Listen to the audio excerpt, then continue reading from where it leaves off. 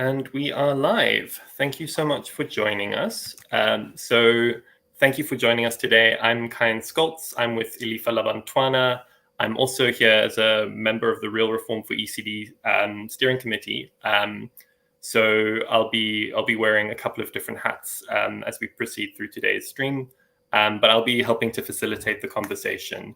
And I'm really excited about today's conversation. So today we are live on YouTube, Facebook, and Twitter.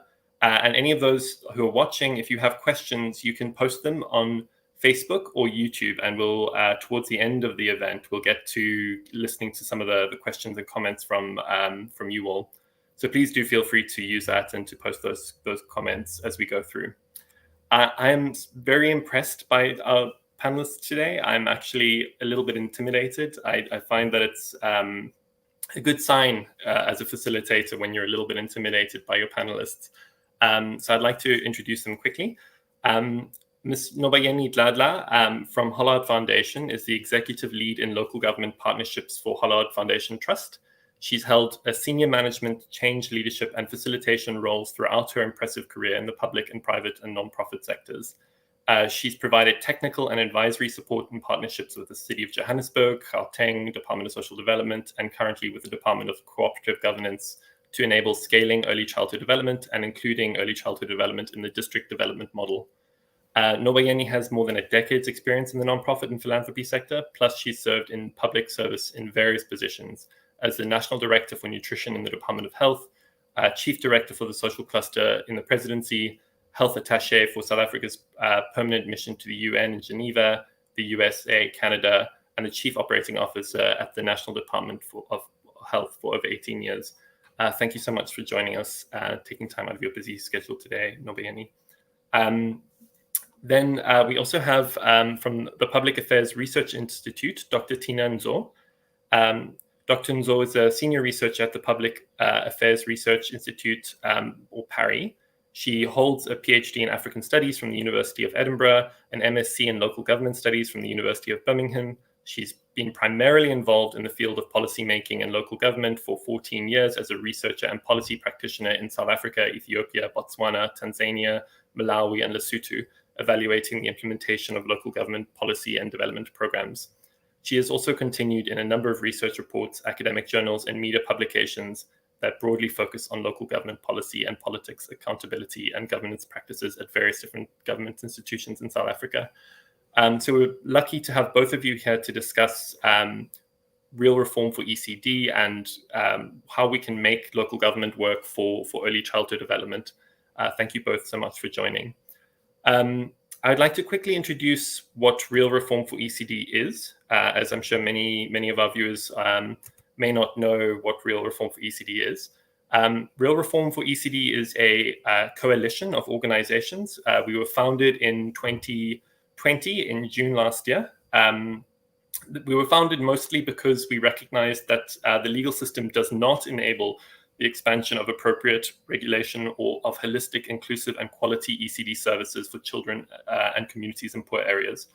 The campaign was formed in response to the Children's Amendment Bill, and the intention behind the campaign was originally to influence some of the elements of the Children's Amendment Bill, and we have had quite a lot of success in drawing attention to that process and really elevating the importance of ECD and helping to work with the government to improve that legislation. So that's been somewhat of a success story. But the 5 core campaign goals have been to develop a one-stop registration process for ECD providers, to ensure that all children attending ECD programs should be able to access the early learning subsidy if they need it, to ensure that simpler, adequate health and safety program standards must be in place and there must be access to a single process, to make sure that it's clear that you can get conditional registration if you meet all the registration requirements, and NECs must support providers to meet the requirements and report on their systems of support,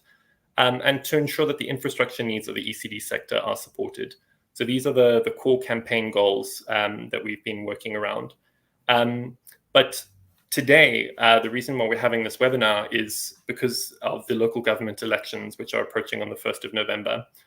right now, the future of children across South Africa are being impacted by onerous regulations and limited support. So the Real Reform for ECD campaign have launched a Make Local Government Work for ECD campaign. We've done this because local government has a critical role to play in enabling access to quality early learning opportunities. And in this campaign, we're calling on local government to pull down the barriers to registration for ECD programs, to build and upgrade more existing ECD programs, and to make ECD spending a local priority. Now, it can be a little bit hard to wrap one's head around what does it mean when we say we want to make ECD a local government priority.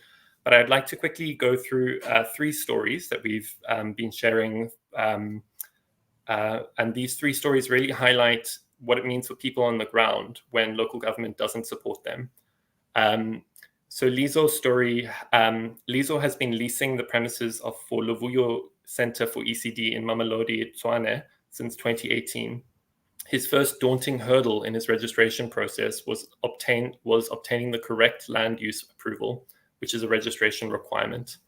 In order for Lizo to rezone his premises to a business, it will cost him over 40,000 Rand, an impossible price tag for his small school. Beyond the cost, the process is tedious. It is meant to take only 21 days. However, due to backlogs, it takes much longer than this. So ECD practitioners, or sometimes known as educares, preschools, they face many barriers at a local government level. And we're hoping that in this local government election, we can draw attention to these barriers so that we can see some changes. I'd like to also quickly touch on Margaret's story. Margaret owns and runs an ECD center, Grow Victory Educare, in Kraaifontein near Cape Town. She's in the process of re-registering her school, but has been faced with a number of frustrating challenges. Due to zoning protocols, in order for Margaret to re-register, they're requiring the center to have parking bays, even though none of the children who attend Victory Educare take transport, since they live nearby and get dropped off by their parents. Without being registered, Margaret is ineligible to receive the subsidy, and without any financial support, she is struggling to keep Victoria Educare afloat. And just to clarify, the subsidy there is the Department of Social Development's per child per day subsidy that they use to support ECD programs. Some of the parents can't pay fees every month because they have lost their jobs in lockdown. You can't chase a child away. You understand the problems. They need somewhere to go, and you would never forgive yourself if something happened to them, because parents bring their children here so they can have a safe place. These are some of the words that Margaret shared with us when we were compiling her story. Then lastly, Nomatamsanka's story. Nomatamsanka has been running Komkhule Educare in Pedi, in a rural community in Eastern Cape, since 2017. She has been unsuccessful in registering Komkhule Educare since they do not have a toilet or a fence. Nomatamsanka understands that the safety is a priority, but she's unable to cover the costs for the required renovations. The children who attend her Educare Center cannot access any subsidies from the Department of Social Services until she is able to get the center registered. She says, I have gone to the Department of Social Development to give them the documents, but they are not coming with us, and everything takes so much time. Today, we are here to better understand the constraints at the local government level and to start thinking about potential solutions. And I'd love to engage our 2 speakers today on what some of these could look like. So Nobayeni, my first question is for you. Many in the room are completely stumped about why we're running a local government election campaign for ECD. Can you help the audience to better understand why local government is important and relevant for working with ECD? Thank you so much, Kayan. Children are born in municipalities. They live in wards, and those wards are part of the local government structures. So it's the sphere of government that is closest to where children live. And the Constitution has singled out local government as a key government sphere that should provide public facilities for early childhood development. And this role has also been highlighted by the Children's Act. And this includes local government being involved in the planning of early childhood services, in the registration and support of childminders, and in ensuring that early childhood sites can meet the requirements to ensure that there are safe spaces and children are kept safe. So local government plays a key role in that. It is responsible for a basket of services, and ECD is one of those key basket of services. Unfortunately, ECD is underfunded in most cases. And as a result, it is difficult to scale ECD services. I think what is quite key is that when you look at the three spheres of government, national plays a role of developing policy legislation, and provinces coordinate policy and implementation and support. And local government, it's actually where it actually happens. So it is important for the three spheres of government to coordinate programs and priorities to ensure that services actually reach children in their local communities. So local government plays a critical role.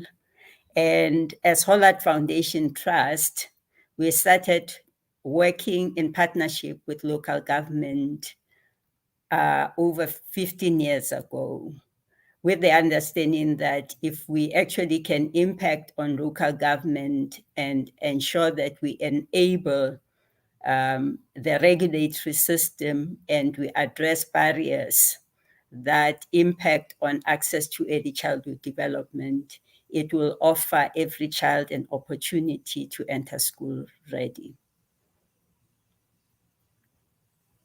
Thank you for that background, Nobayeni. That's really important, I think, for us to understand the functions that different government layers of government have, and the core role of local government in providing access to early childhood development services.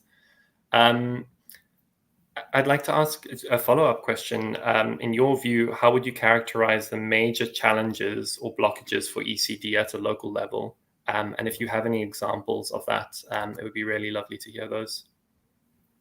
Yeah, we have worked with Sedibeng district, in particular Midvaal, Lesedi municipality, and have also worked with the city of Johannesburg and some municipalities in the West Rand, and including some work through some of our social partners in Tshwane and also Ekurhuleni.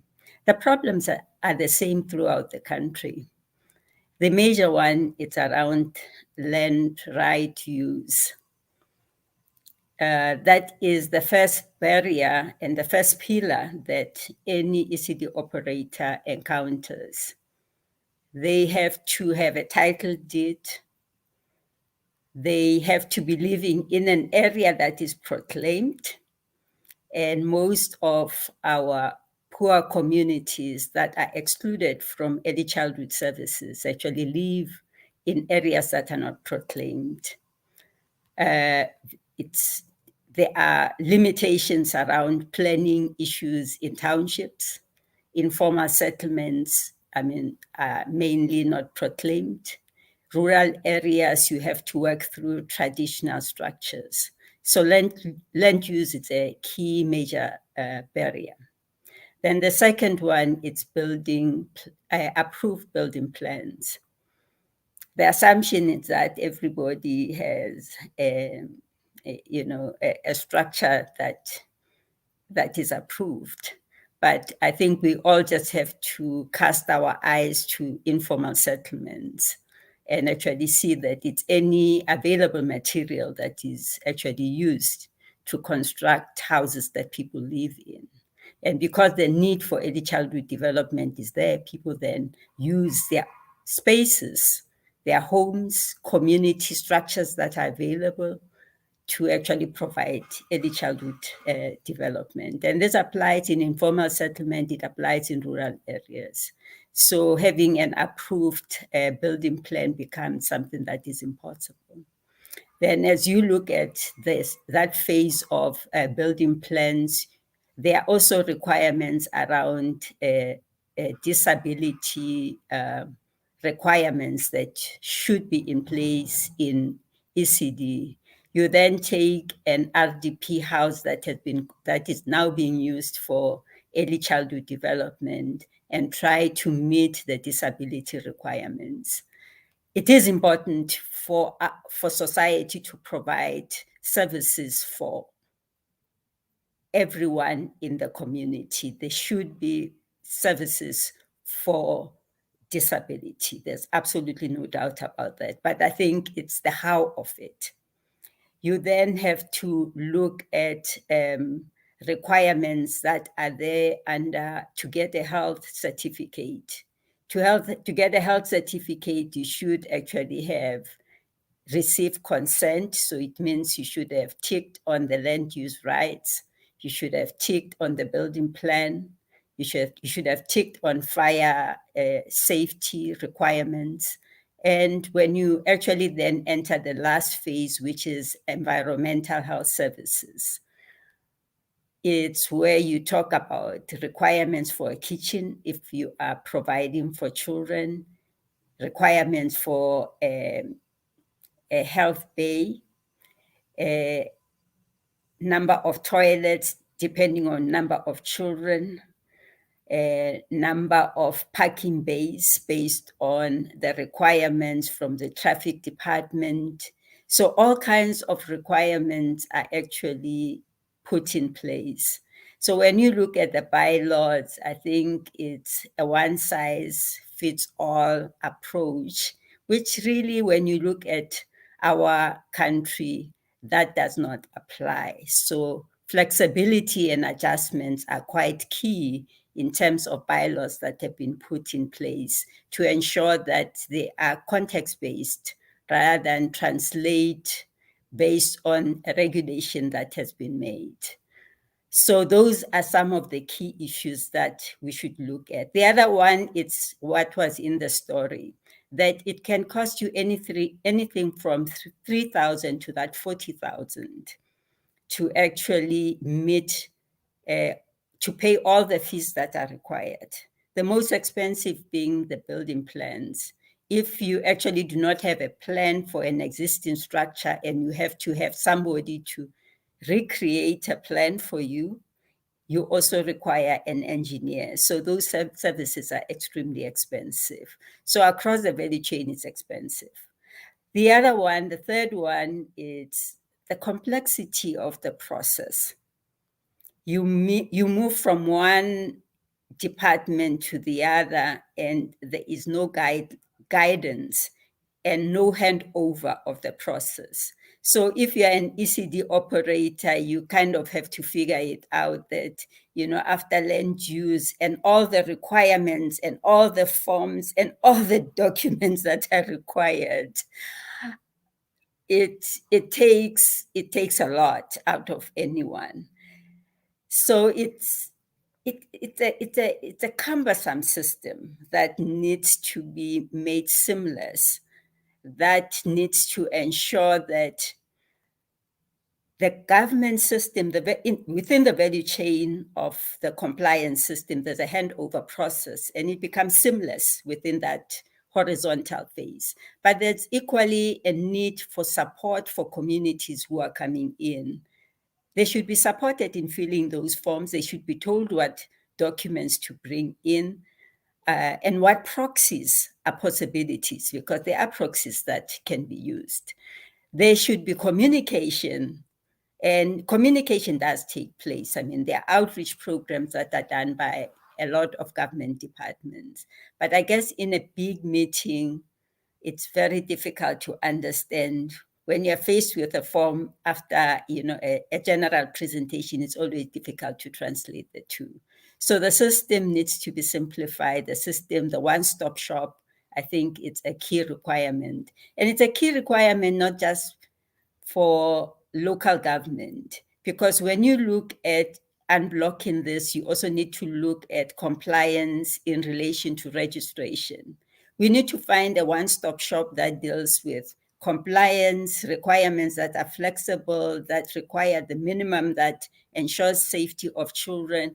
And it should be a journey that moves into registration. So in this case, you deal with local government. When you get your health certificate, you take your health certificate, then you start working with the province or the district for registration. So somewhere between the two spheres of government, a simpler system should be in place that ensures that and a lot of work has been done. I mean, there are conditional ECD framework that is in place, and there are best practices that have been tested out by a number of municipalities. If we pull all of those together, we should be in a better position to actually have a system that ensures that somebody can go and apply, and within months, not years, they're in a position to provide the stimulation, the care that children actually require. I think we tend to lose sight of the end goal, which is a school-ready child. And I think if we really start, looking at children in most vulnerable communities and simply saying, how do we get them to be school-ready? We will actually approach this in a different way, because we'll be looking at every child that is in every ward, that is in every space within a local government, and making sure that we really work towards the vision of 2030 of having a universal access to early childhood development in the 2 years prior to grade 1. Thank you, Nobayeni. I think that was really comprehensive as a response. I appreciate the detail that you bring. I think some of what you said, and I think it's always important to remember that the child is the focal point of the work that we're doing. Ultimately, the reason why what happens at local government, the challenges that ECD programs experience matter, is because children then end up in either unregistered centers or in no center at all. So thank you for centering that in the conversation. And I think, another part of that is the experiences that practitioners face. People who might be small business owners, people who are running their own ECD program, who are facing this mountain of paperwork, these quite scary costs, often running quite small ECD programs, maybe with 30 children in them, maybe fewer, maybe more, and their experiences navigating the local government ecosystem can sometimes be confusing, bewildering. They don't seem to always be clear, in terms of how long these processes are expected to take. So yeah, I think it's very useful to just center the conversation around the children and the practitioners who are actually navigating this complex web that you've been describing. I think to build on what you're saying, the high administrative fees, the impossible zoning requirements, the title deed requirements, particularly on unproclaimed land, are significant challenges that we're observing. And the expensive requirements for building plans that you mentioned, it would be interesting to think about what alternatives could exist for that. I think these are some issues that we should try to resolve, and I think we need to apply pressure to local governments to resolve these issues. Then, in terms of local governments not enabling the expansion of ECD programs, when we think about the existing set of ECD programs and the existing buildings that are being used, often these are people's personal homes, sometimes they're community spaces. We see within Chapter 9 of the Early Childhood Development Policy that there's space for, I think it's called the power to support, sort of increasing access to ECD programs. But currently ECD doesn't normally feature within IDPs or budgets of local governments, and so the access to ECD is quite constrained. We know that many children don't have access to these ECD programs. I'm not sure if you want to comment on that at all before we move forward. Yeah, I think most of the time when we talk about ECD, we think about center-based options. I think we should be thinking broader than center-based options. We should be looking comprehensively at ECD programs that can support and reach all children. If we take that approach, then we have a better, I think, chance of meeting the universal access to ECD by 2030. There are non-center programs such as day mothers, playgroups. I mean, day mothers are referred to as childminders in the policy document. You have mobile libraries. So there are various options that are in place. And I think we need to begin to move towards a language of including all options. So I've been using the word ECD sites intentionally because it's really looking at a site that can be center-based, that can be home-based, that can be community-based, and that can be mobile in nature. So I think for various circumstances, we should really be exploring what is best viable for a particular community. Yeah, I think, yeah, I'll leave it at that. Thank you, Nobayeni. And really important reminder that when we're thinking about ECD, we really are thinking about a number of different types of programs. And thanks for that very clear, I think, grounding on early childhood development and the interface with local government. I'd like to... Can I add something? I think we should be really, I think the example that I use of compliance to registration should also get us to really not just focus on local government, but also look at the next sphere of government, which provides the coordination, which is holding the registration, which is holding the funding, which is holding some of the, which is holding the mandate around the Children's Act. That is the province. Be it social development at a later stage, DBE, that would then be in a position to assign certain functions to local government.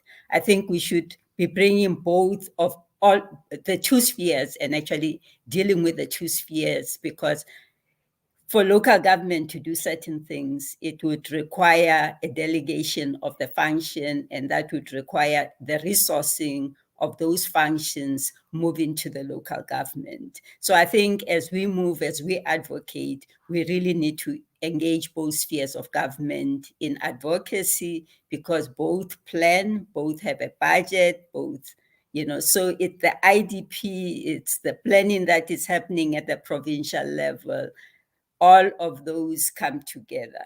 And hence government is looking at the district development model that brings the three spheres of government together to ensure that interventions for early childhood and other services can be impactful by using the resources that are assigned to different spheres of government and that are being implemented at the local government in a way that can serve the children much better. So I'm not saying, look, I'm simply saying we need to be intentional and very sensitive to actually work with what is available across the three spheres of government. And we have an opportunity through the district development model that then gives us a framework that we can actually use.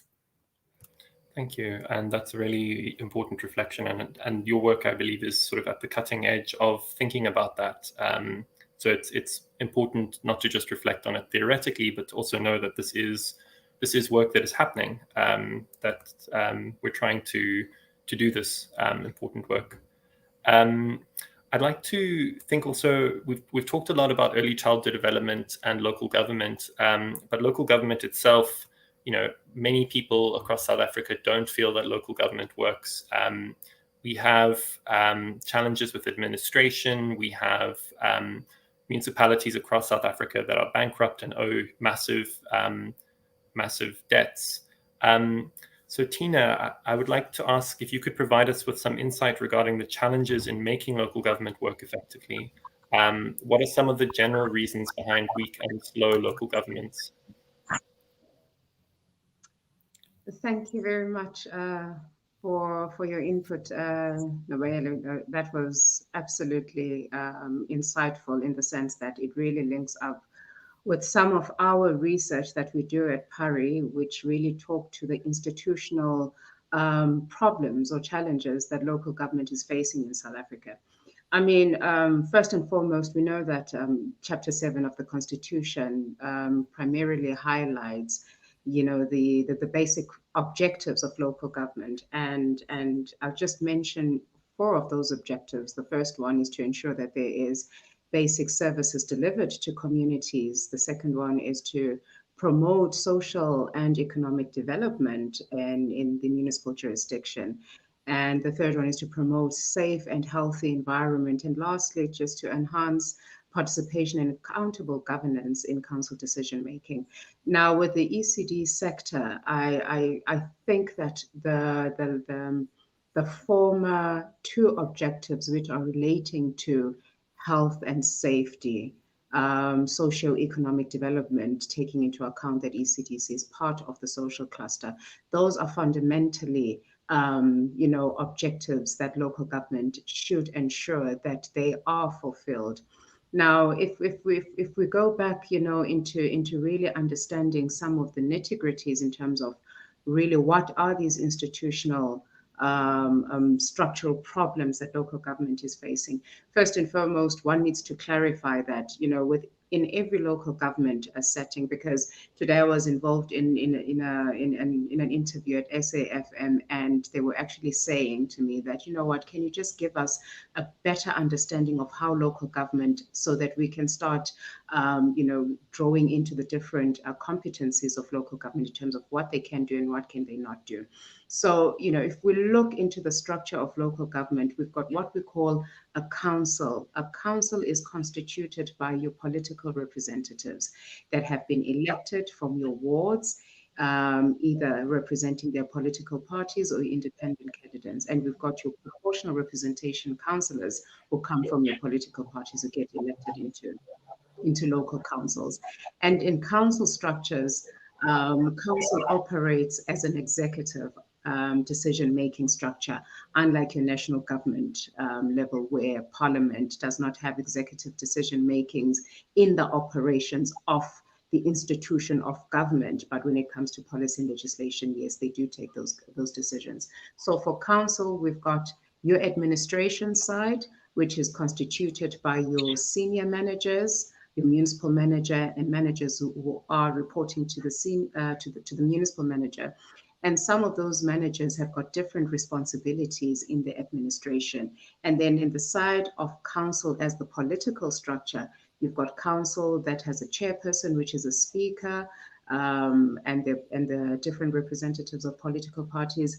But there's also a mayor that is elected by council, and the mayor is supported by your members of your mayoral committee, which form sort of like a local cabinet. So one of the important aspects of council is to ensure that they pass legislation, they provide oversight when it comes to implementation of legislation and bylaws. And Nobayeni has actually spoken about issues that are related to spatial management.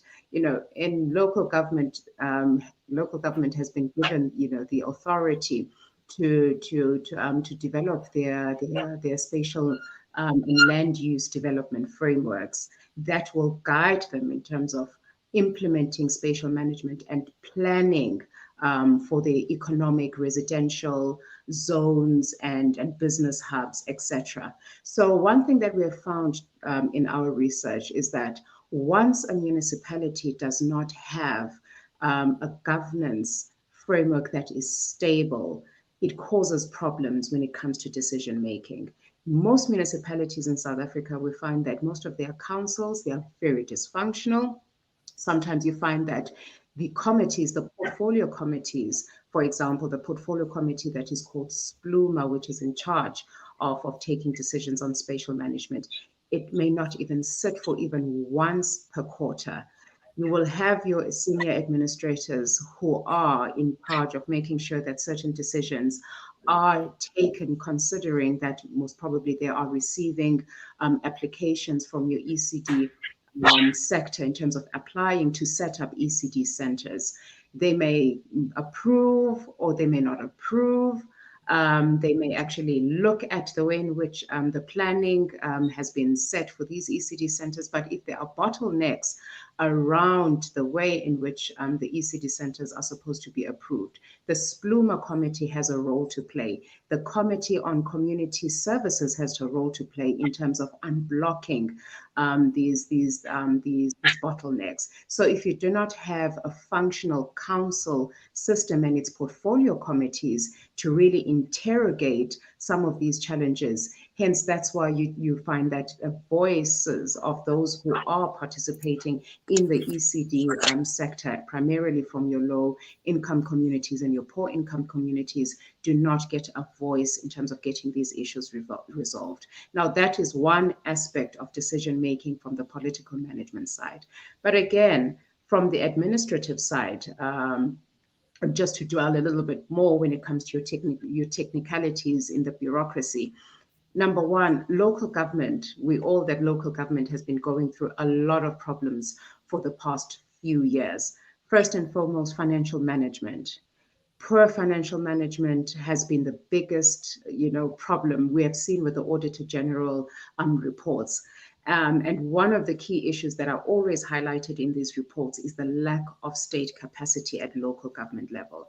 And when we speak about local state capacity, this relates to inappropriate appointments that might be made in the administration, the lack of skills that comes with it, the incompetency, lack of professionalism, even lethargy and lack of agility in ensuring that processes do go smooth and they follow certain processes in compliance with the legislation, and also not having the knowledge about their job-related responsibilities. So you might find that amongst the problems that have been identified by Nobayeni when it comes to issues of trying to comply with all the red tape that is there at local government, you might find that within the administrative system, there are employees in a municipality who absolutely don't even know where to begin in terms of processing the various applications that are being sent through, or even assisting communities to find various ways in terms of going around the system. Because of that lack of capacity, then it becomes difficult to fast track the ECD applications. But again, if we want to bring local government to be much more effective and play a role, especially when it comes to funding of ECD developments, then you have to think about the budgets. Last year alone, local government had a budget cut of 14 billion altogether. And mind you, we still have municipalities that are in your rural areas who don't have much of your economic center in terms of economic development booming, that could contribute back towards the tax and revenues that need to be generated by municipalities. So some of these municipalities are really reliant on the equitable share that comes from national government. And if that equitable share is not sufficient enough, and then we give local government an additional unfunded responsibility of financially supporting ECD centers, then it becomes a difficult objective to try and achieve, because currently local government is under pressure, is overburdened, and some of the policies obviously that we have adopted in the local government sphere, to be quite frankly enough, especially in metropolitan areas, they are not driven by poor policies that really take into consideration your poor communities who don't have access to any means of capital if they should be compelled to pay certain fees in terms of doing your spatial planning and also support providing plans that would support their applications, their building plans, and complying with all the health and regulations and occupational safety bylaws. So some of those things we need to really think about when we want to start engaging with local government in terms of understanding the institutional barriers that local government face. But just to end quickly, I mean, even the health sector has struggled when it came to decentralizing their clinics to local government. The provinces, the Department of Health, provincial administrators, a couple of years back, had to take back their clinics under their provincial functions because local government was not coping with managing and administrating and overseeing local clinics because of these burdens that come with their functions. So that's another thing that we need to think about. When Nobayeni spoke about issues of really finding integration and coordination and convergence between the two spheres, local and provincial government, to come together and really look at the mechanisms which can work better for the ECD Centre. I think that's another way of trying to resolve the kind of backlogs that we are facing. Let me just stop there for now. Thank you. Very thought-provoking, and at times it can feel intimidating, the scale of the challenges that we face as a sector in order to come to a point where, you know, as an ECD practitioner, it is possible to easily register an ECD program, or where funding for the expanded rollout of ECD programs is possible at a local government level. But I think that very thorough description of the challenges really helps us to understand where some of the barriers are. Obviously, some of them are problems that, you know, we can try to help make more visible. Things like what the barriers to registration actually are at a local government level, where the backlogs are. Some of these might be issues where we can advocate for helping to inform ward councillors and mayors the role that they should be playing in supporting expanding access to early childhood development and quality early childhood development services. But some of the challenges seem to be quite large and quite, when it comes to massive budget cuts, when it comes to financial mismanagement across the country, very difficult to sense whether the space for opportunity there is for us to really make a dent. Before I pass back to Nobayeni, I don't know if you have any thoughts about that, Thina. I mean, one of the greatest advantages of having, local government as a sphere that is located close to communities is the representative aspect, and that's where you touched on councillors. I mean, if we go to a micro level, at a ward level, every ward has got a ward councillor, and a ward councillor doesn't operate as a solo. The ward councillor is supported by a ward committee team that can have up to 10 individuals who are elected into serving as part of the ward committee. So if you use the ward committee as a tool of actually looking at the various needs that are coming from communities when it comes to the ECD development sector, you can actually start seeing exactly what are these needs, how many children are being left out in terms of participating in ECD, what are the primary service delivery needs these communities they should be having. Because one other thing that I also found quite interesting was that when I interviewed a senior manager from the administration, when it came to a clinic that was supposed to be developed in a community, in a low-income, poor community, and this clinic was experiencing bottlenecks in terms of getting the municipality to finally approve that space.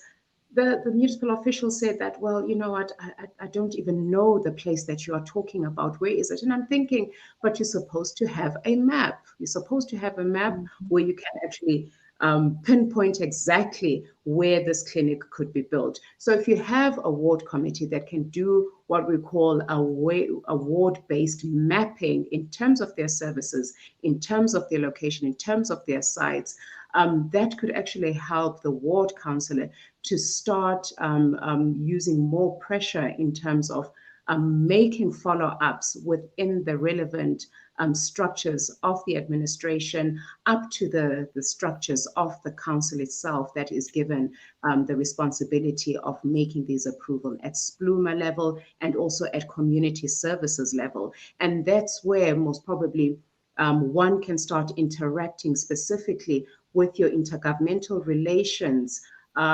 structures, because you've got your district municipality. Your district municipality is supposed to assist in coordinating with your provincial structures. So that's where you get to escalate the urgency of bringing in the ECD issues being resolved from the bottom to the top, rather than working from top, to the bottom. So yes, elected representatives have that duty and responsibility, as even enshrined in the Constitution, to ensure that those issues are being represented and followed up, and ensure that they are implemented, and you get to unlock the necessary funding mechanisms that could be available. And thank you for that very useful explanation, and I guess quite empowering explanation if we think about where we have control. It sort of brings us back to the moment that we're in right now, which is the local government elections and the importance of engaging ward councillors, engaging mayoral candidates,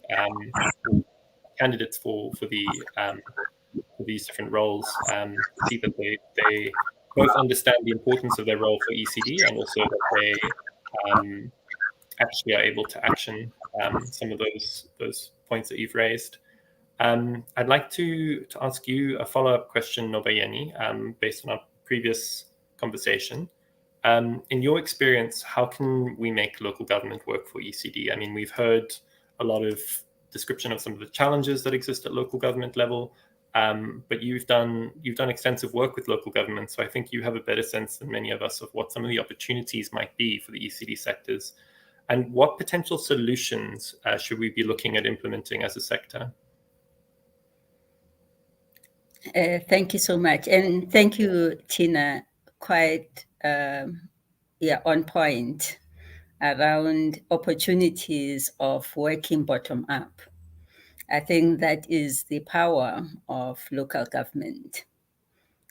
The voices of communities should be heard at all times, and should inform priorities.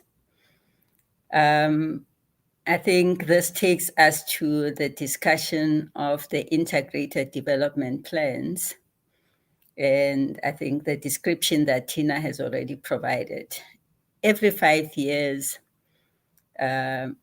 we go for elections, and in local government, there is a 5-year integrated development plan, referred to as IDP, that is actually developed and adopted by council. And annually, that IDP is reviewed. And part of the review is actually going back to constituency or to local communities to engage and ensure that government is on track, and to explain what might not have worked, and to get a new mandate and clarity on new projects that are likely to come in. So I think it's important for ECD community, parents, local government structures across, from ward councillor right up to council members, to actually engage and ensure that ECD remains a priority.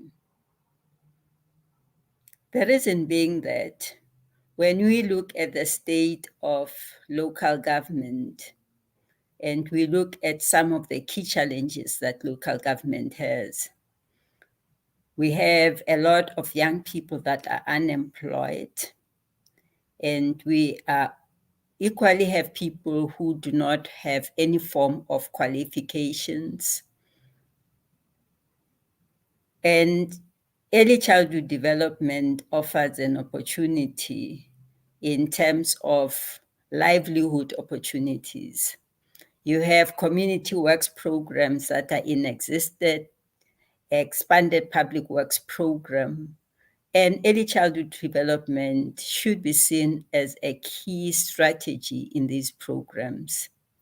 Because when you look at number of children in any ward, in any local municipality, in any district, and throughout the country, we have over 6 million children, 7 million children who are under the age of 6 years in the country.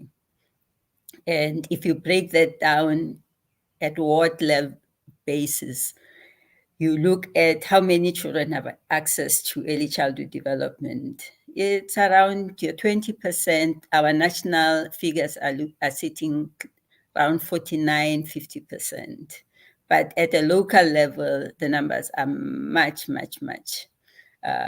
We are really looking at anything from 11% right up to 38%, depending on the age of children.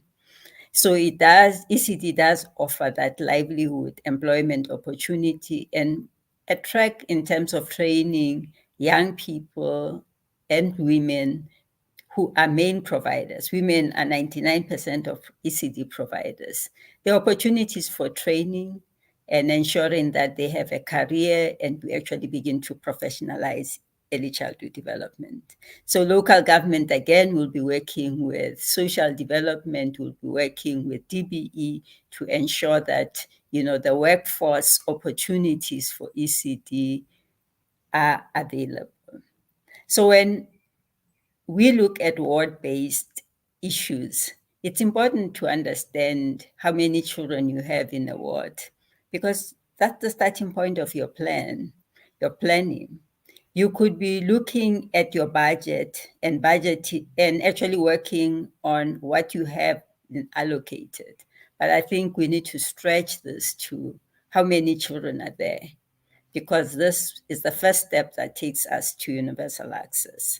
So I think if we get local government, the ward councillor, as Thina was talking, to understand how many children do I have who are between ages of 0 to 5 years.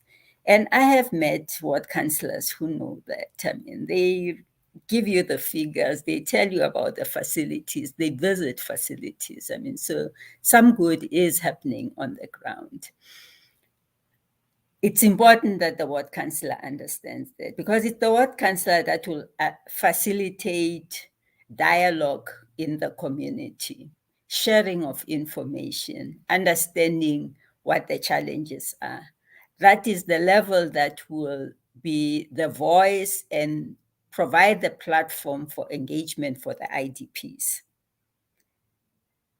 Equally important on the other side, it's us, all of us who live in wards and in municipalities who get invitations for IDP meetings and we never turn up.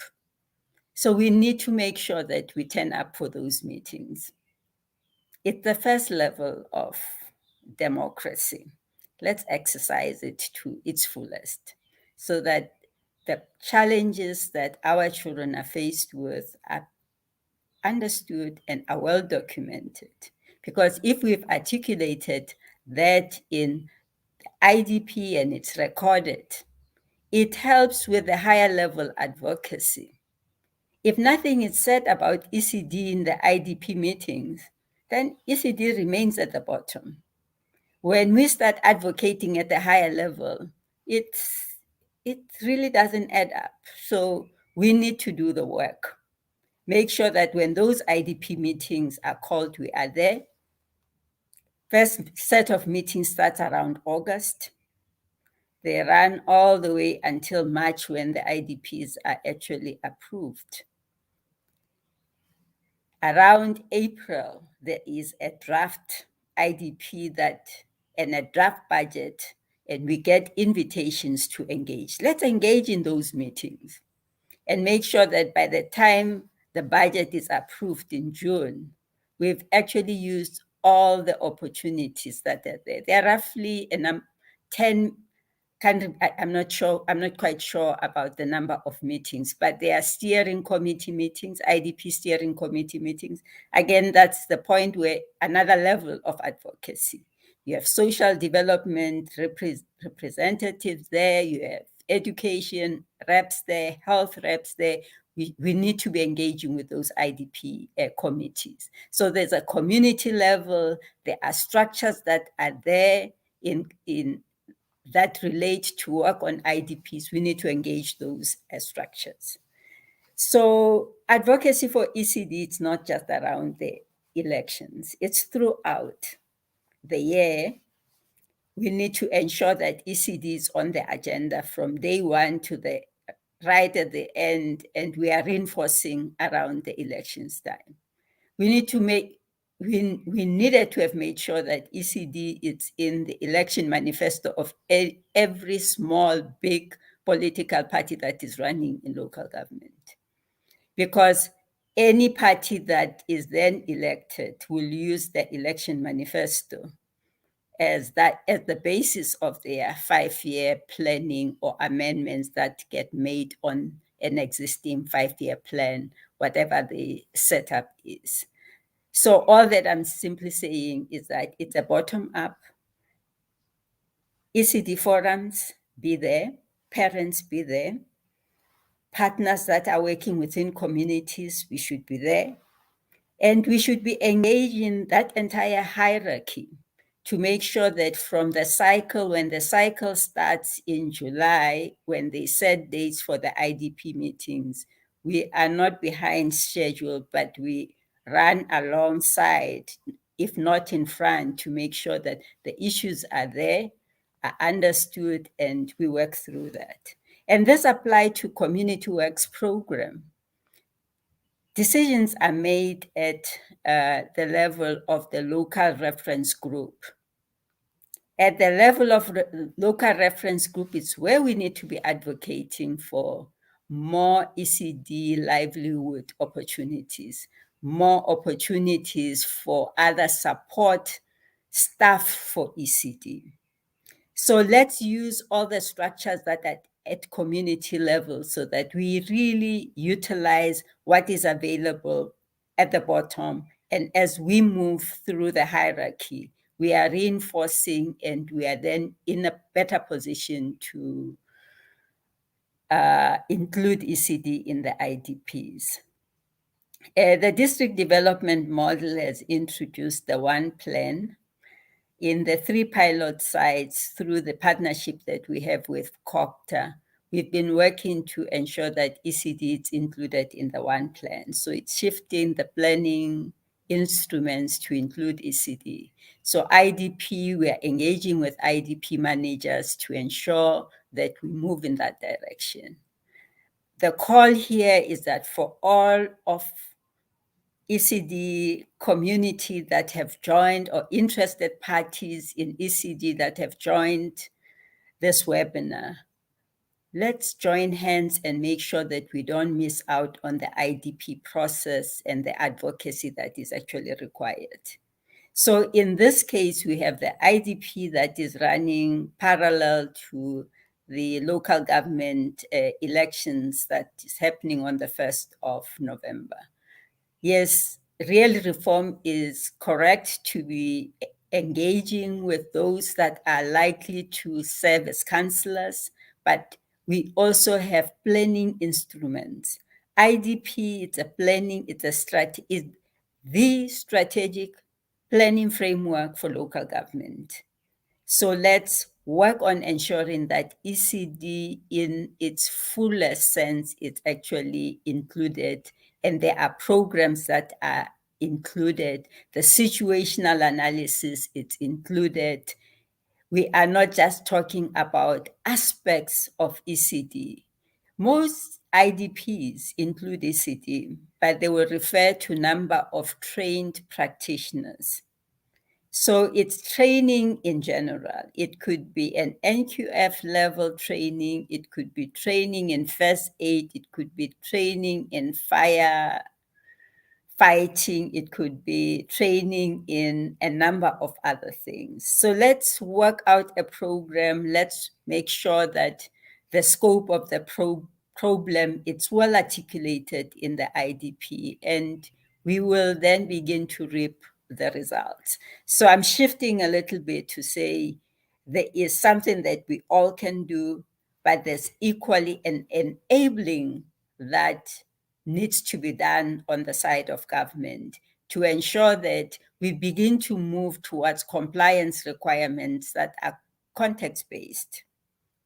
That will ensure that if I'm in an informal settlement, you really require what I can provide, not what is, in a bylaw. So it's not, it's ensuring that we protect the safety of children. The care and safety measures are non-negotiable. But other things we can be looking at progressively realizing and working towards with support that is being provided by different spheres of government in realizing, the space that looks ideal. But the space on its own needs to be really safe. The key element is the stimulation and the care that the children actually receive. So I think context-based regulatory framework is quite key. We then also look at public facilities. While working with local government, what becomes clear is that most public facilities are in use on Saturday and Sundays. COVID has kind of disrupted that because, a lot of activities are no longer happening over the weekend. How do we best use those spaces during the week? Could we not have playgroups participating in that will ensure that, safe spaces are being provided? And we put in place and work with government to put in place incentives that will ensure that, we measure and we reward child outcomes. We have made reference to the Community Works Program and the need to participate in that local reference group, know who the community rep is in that. In the IDP, know who the community rep is in the IDP committee. So I think it's about knowing who are those people that are representing the voice of the community and engaging with those, in addition to engaging with the councillors. The other opportunity is, maybe I should stop here and I can go on and on. So I think we've spoken about the compliance requirements, opportunities around public works, and how we can tie that to sustainable, provisioning of ECD. They are startups. So, that public works thing becomes a startup for them to help them to be in a position to start the service that they're providing in the community. And, they are then able to meet their own livelihood opportunities. Public spaces, I think it's an opportunity. And when you look at public facilities, you could also be looking at the municipal infrastructure grant and say, how do we best access that to make sure that, that gate where children enter and those certain requirements can be made. Then there are other things that I would like to just touch on broadly. The one-stop shop, I think it's something that we should be working towards, and across the two spheres of government. And there are some, early days best practices that we can draw on. Centralize the database, tracking, sharing information makes it easy to provide support. So those are some of the systems things that we should really try to encourage and put in place. And we should actually be advocating for ECD to be resourced and to ensure that, somewhere, ECD funding opportunities are all over the place. Kayan, you did a study of multiple sources of funding ECD. It blows your mind. there are scents that are all over the place. We need to find a way where we can centralize that and make it more accessible to everyone. And let that information be accessible. Let everybody know when to apply, what to expect. Let it be predictable. Let's make it easy and more predictable. This is my day-to-day job, so I can go on for for days on end. So I'm going to keep quiet at this stage. Thank you, Nobayeni. And I could listen to you for hours because you have such a depth of experience and such tangible, concrete suggestions. I do want to come to questions. So for anybody who is listening and has any questions, please feel free, if you're on either Facebook or YouTube, please feel free to post them and we'll come to you shortly. But just to reflect, Nobayeni, there were so many different things that you said that I'd love to touch on if we have a bit more time. But that story of ward counsellors who know how many children are in their ward, that just seems inspirational. That's the kind of thing that we'd love to see. And I really hope that through our engagements as an ECD sector, we can start seeing much, much more of that, because I think it is inspirational. But before we go to questions, I just wanted to ask one more question of you, Thina. If most municipalities, which we were discussing earlier, struggle to deliver on their mandate to provide basic services and are bankrupt currently, what is it reasonable for us to expect as an ECD sector? Are there any low-hanging fruit that we could be going after? As a relative outsider to the ECD sector, what do you think some of the opportunities are?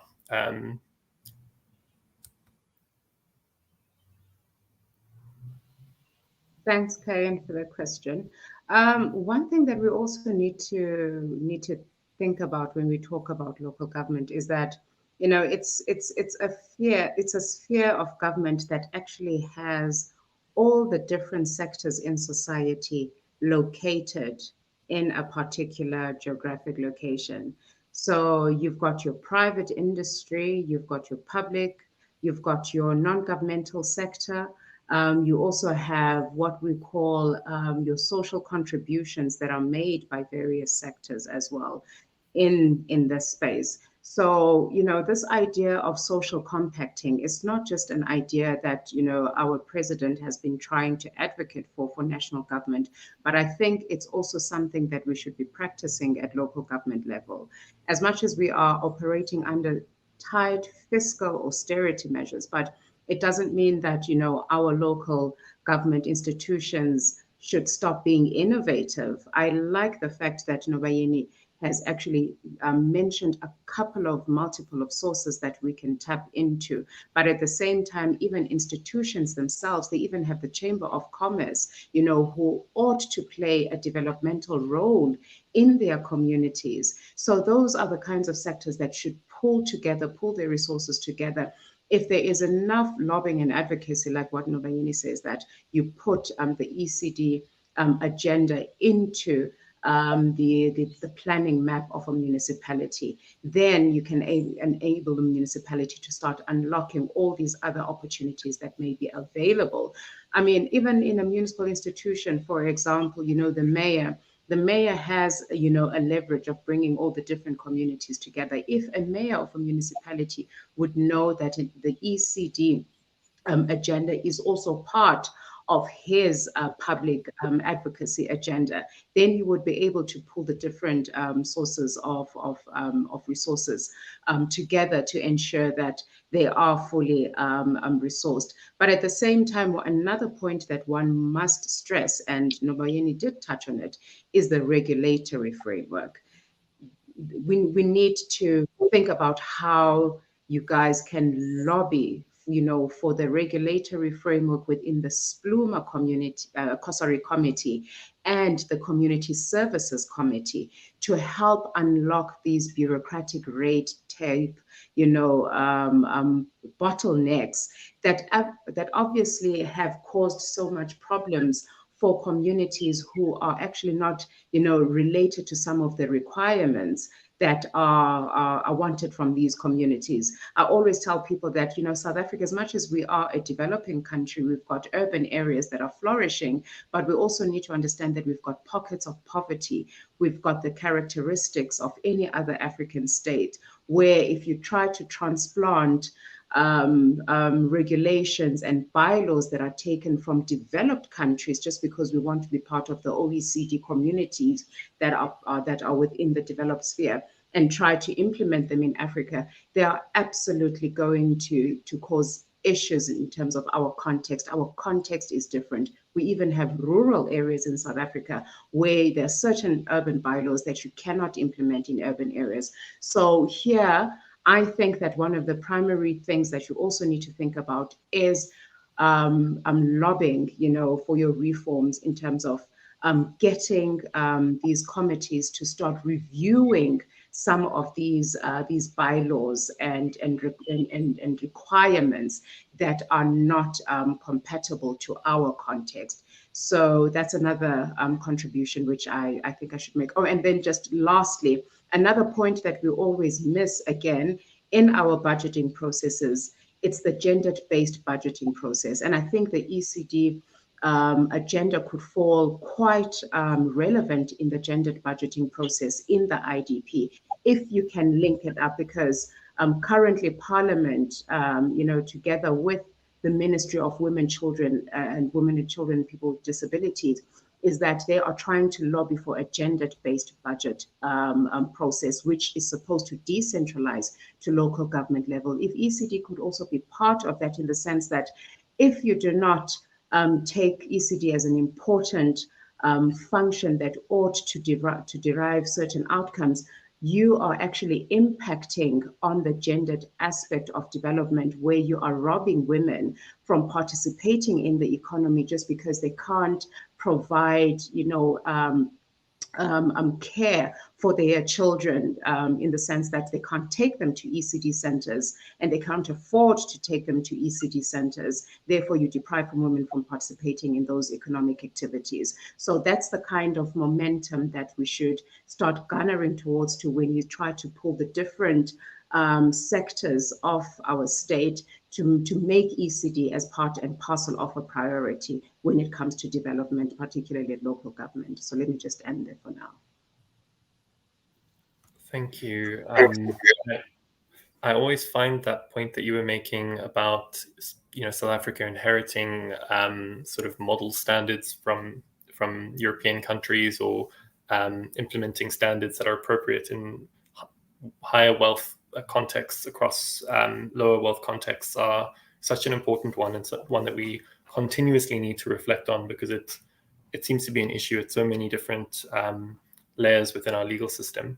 I also think, I imagine the Real Reform for ECD campaign will probably want to be in touch with both of you when we think through sort of phase 2 of the campaign, which is really, how do we start to think about the, as you said, Nobayeni, this is not just around the local government campaign. We need to think around the IDPs. We need to think around potentially model bylaws. So what could some of these solutions look like? Because we don't just want to highlight the problems, we also want to start moving towards some of the solutions. But the very, very valuable inputs, so thank you. I'm going to highlight some questions and comments that have come through from the chat. Nozi had noted something very similar. Makes no sense to subject our sector to international unattainable standards. Tess has said, Tina, in your assessment, what are the chances of ensuring a funded mandate for ECD given the political landscape? Some of these policies at the local level, building plans, zoning requirements in informal areas, are arguably discriminatory. What do you think? What's the angle or in for the campaign like this? Tina, I don't know if you want to come in with response.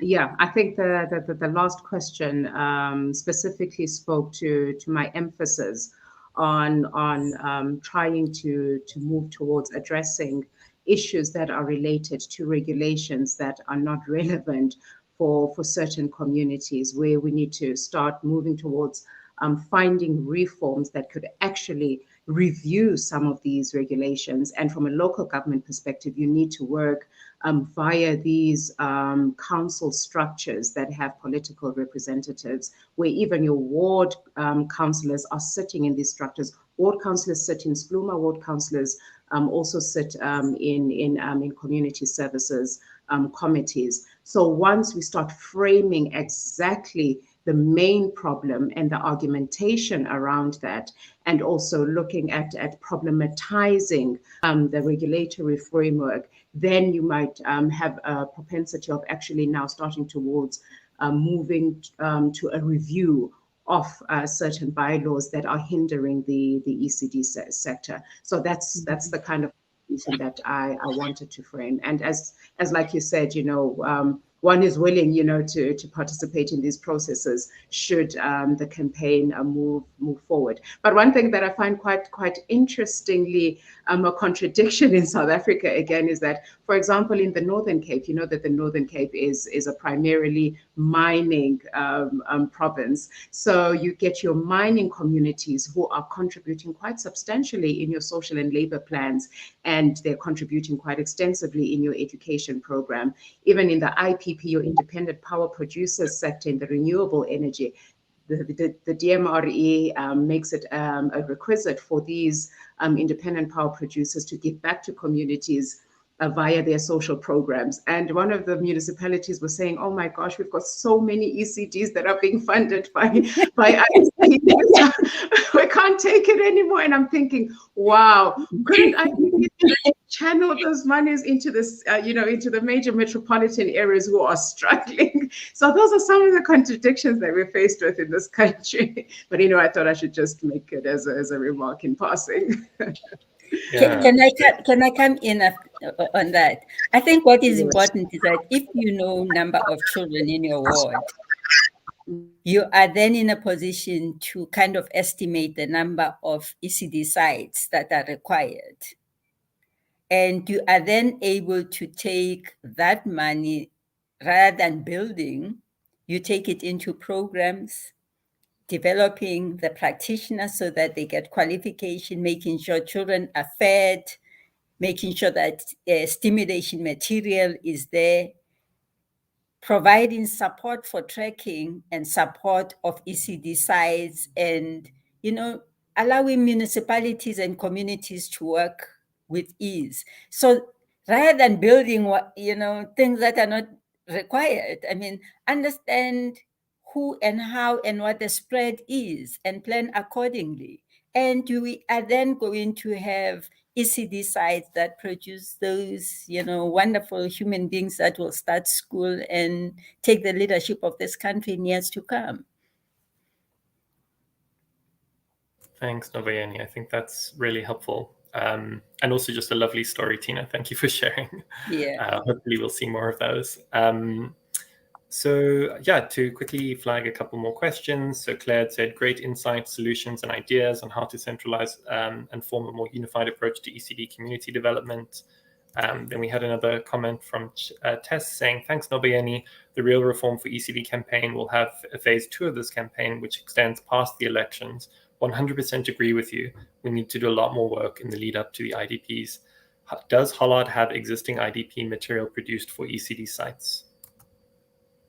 I don't know if you want to come in response.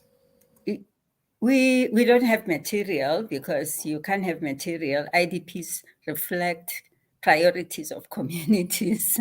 So I think they should be based on the needs of communities, and there should be consultations. So I think, we don't have material, but we understand, the framework. There are frameworks that are available that can be shared in terms of timelines and in terms of sequencing of the planning process. That can be shared. But other than that, I think IDPs, let's not make decisions for communities. Let's engage communities, and on the basis of that, build a bottom-up campaign.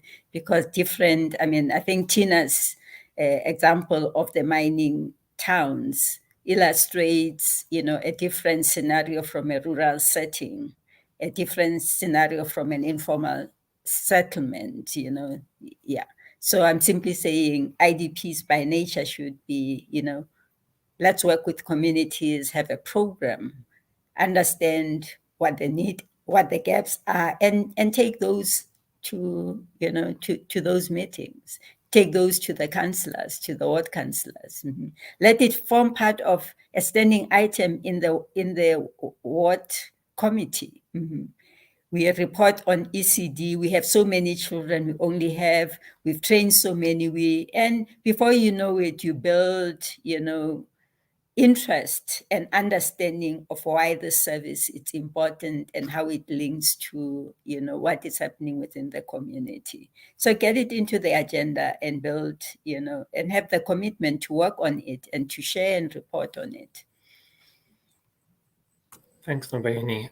Yeah, I think that's a critical point. And I imagine what Tess had probably been thinking is, if we wanted to go through a process of working with communities to engage in the IDPs, where would we start? Like what, are there ways in which a program could roll out, supporting, ECD forums, other sort of ECD stakeholders across South Africa to engage in their local IDPs, and what would that look like?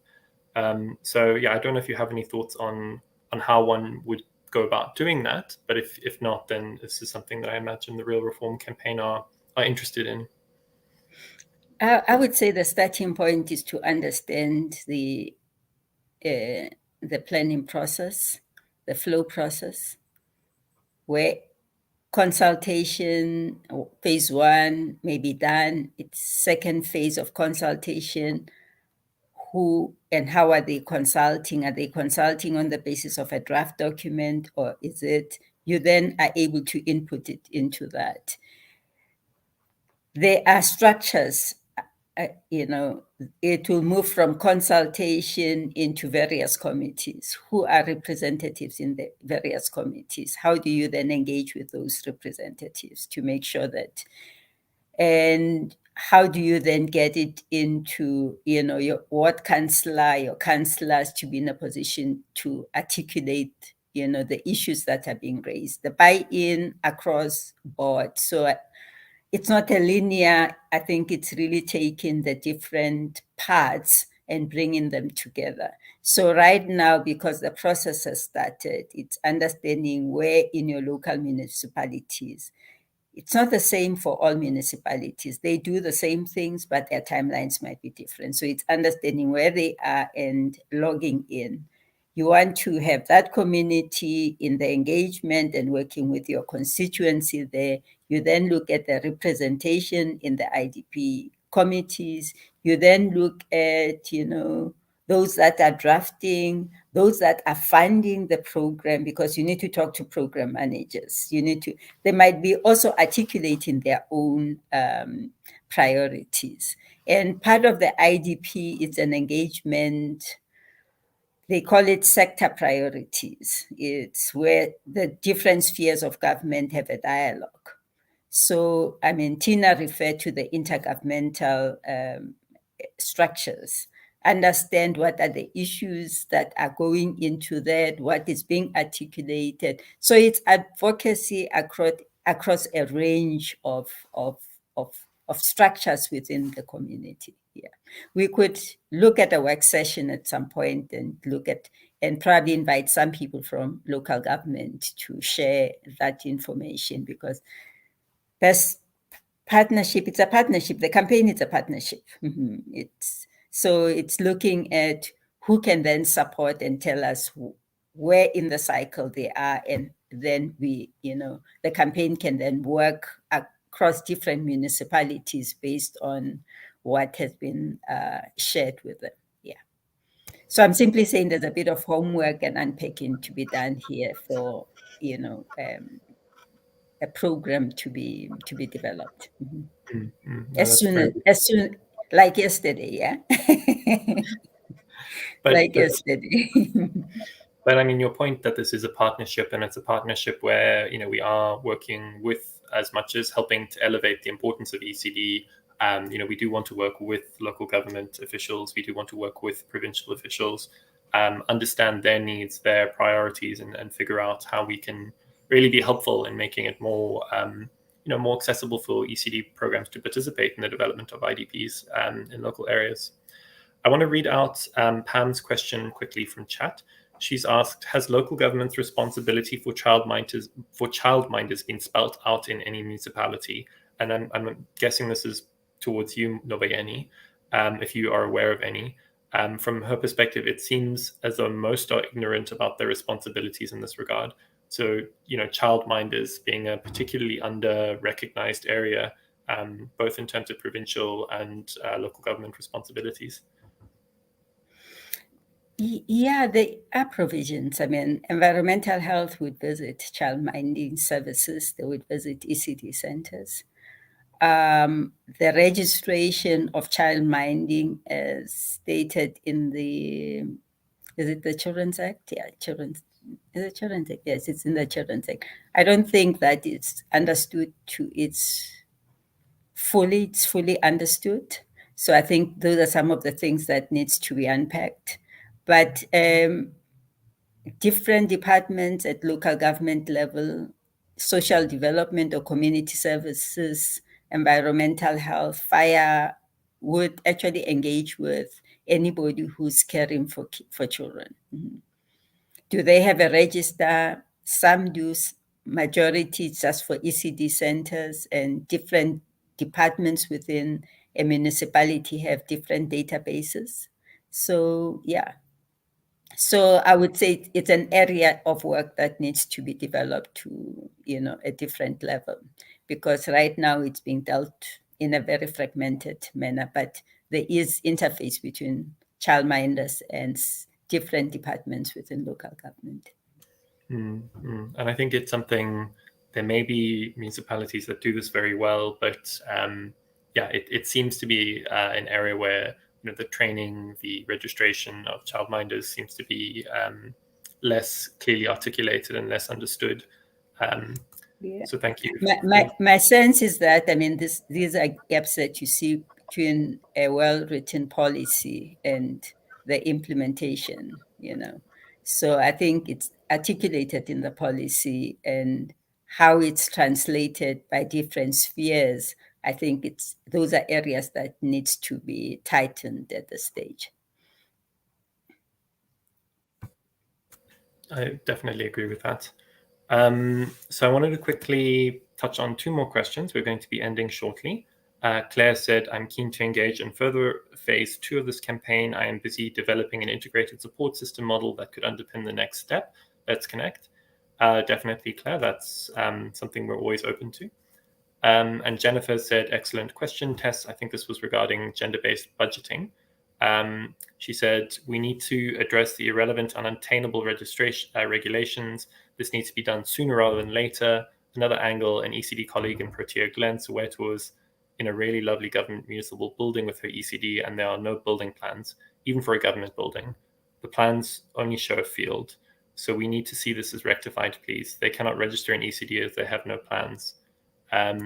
So I think this is speaking to a point I think you were making, Nobayeni, around the use of municipal buildings and supporting spaces for playgroups to run. And I think you've made the point well that ECD is a public good, and public buildings should be made available for provision of that services. I don't know if there's anything you'd like to add. Yeah, I think there's need to recognize home-based options. Mm-hmm. They are a reality. Childminding, you're looking after 6 children. And according to bylaws, you don't require any kind of land rights, consent use when you are looking after 6 children. I think the missing part in some of the childminding programs, it's the stimulation part. The care is there. Some people call it gogo service. It's called different things in different areas. So I think it's something that is there. You work and you're a mother, you're able to leave your child with somebody else. So I think it's well articulated in the policy to say part of the strategy for government in realizing universal access, it's mobilizing and tapping on your day mother childminding services and adding the element of stimulation and ensuring that, they can be recognized and they can be registered and they can be funded. And we have, as Hollard Foundation Trust, worked with some municipalities to test this. They can actually be, registered and funded through a hub and spoke model. So, I mean, there are best practices that are out there that we can tap on and actually look at how do we actually scale them up. Very useful insights, Nobayeni. And Jennifer, I didn't respond to your full question there. You'd also mentioned that the state building itself didn't have building plans, which is obviously very worrying. Just shows, I guess, how difficult they can be to get. So colleagues, we have now reached the end of our webinar. Thank you so much for joining. I really hope that this is not the last time we hear from you. I'm sure we'll be engaging in future around how this work could continue forward and how we could continue to partner. But your insights have been incredibly valuable. Thank you for sharing them with the sector. Thank you for taking time out of your busy schedules. I'm going to quickly, just as a banner, show everyone the campaign that we are running currently, so that if anyone who's viewing this at home would like to be involved, please feel free to join the Real Reform for ECD campaign. We are trying to mobilize around the local government elections, trying to encourage people to contact their ward councillors and really elevate the importance of ECD locally. We also do have an open letter that you're welcome to sign if you're interested. You can find us, if you search for Real Reform for ECD, you can find our website. You can also find us on Facebook and Twitter. We'd love to have you involved. And I hope Nobayeni and Tina, I hope you guys are signed up already. If you, I don't know if this is an area of interest for you, but please feel free to sign up as well. Okay. Tina, it's been lovely to share the space with you, and you too, Kay. And I hope we will be talking a lot. Thank you very much, colleagues. Same here, Nobayeni. Let's keep the communication going. Great.